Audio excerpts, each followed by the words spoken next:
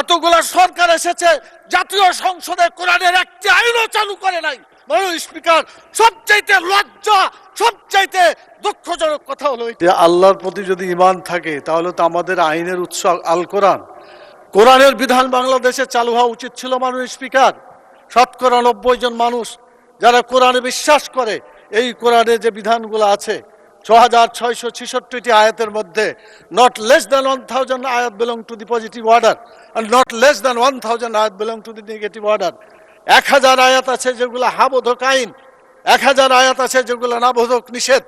কোরআনের এই 1000 পজিটিভ এবং 1000 নেগেটিভ আয়াতগুলা বাংলাদেশে কায়েম করতে হবে, এটা আমাদের দাবি। মাননীয় স্পিকার, এরপরে যে কথা আমি বলতে চাই মাননীয় স্পিকার, সেটা হলো আল্লাহ তাআলা যাদেরকে নির্বাচিত করেছেন, হুকুমের ক্ষমতা দিয়েছেন, সূরা হজের 41 নম্বর আয়াত। মাননীয় প্রধানমন্ত্রী আছেন, তার দৃষ্টি আকর্ষণ করে সকলকেই বলতে চায়, আল্লাযীনা ইম্মাক্কান্নাহুম ফিল আরদি আকামুস সালাত ওয়া আতাউয যাকাত ওয়া আমারু বিল মারুফ ওয়া নাহাউ আনিল মুনকার।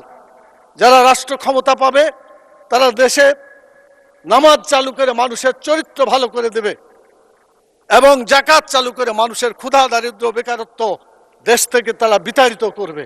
ভালো কাজ করে মানুষকে শান্তিতে থাকতে দেবে, খারাপ কাজ বন্ধ করে অশান্তির আগুন থেকে মানুষকে রক্ষা করবে।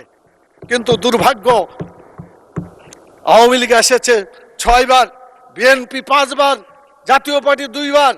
এতগুলা সরকার এসেছে, জাতীয় সংসদে কোরআনের একটি আইনও চালু করে নাই। মাননীয় স্পিকার, সবচাইতে লজ্জা, সবচাইতে দুঃখজনক কথা হলো এটা। আমরা চাই আমরা এদেশে কোরআনের আইন চালু করে মানুষকে মুক্তি দেব।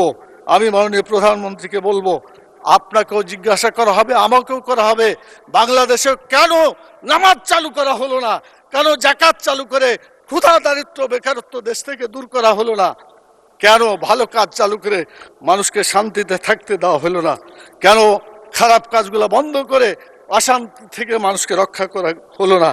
মাননীয় স্পিকার, আমি আপনার মাধ্যমে মাননীয় প্রধানমন্ত্রী সহ আইনমন্ত্রী পাশে বসে আছেন, তারা জবাব দিবেন এবং বলবেন তাদের দায়িত্বটা কি।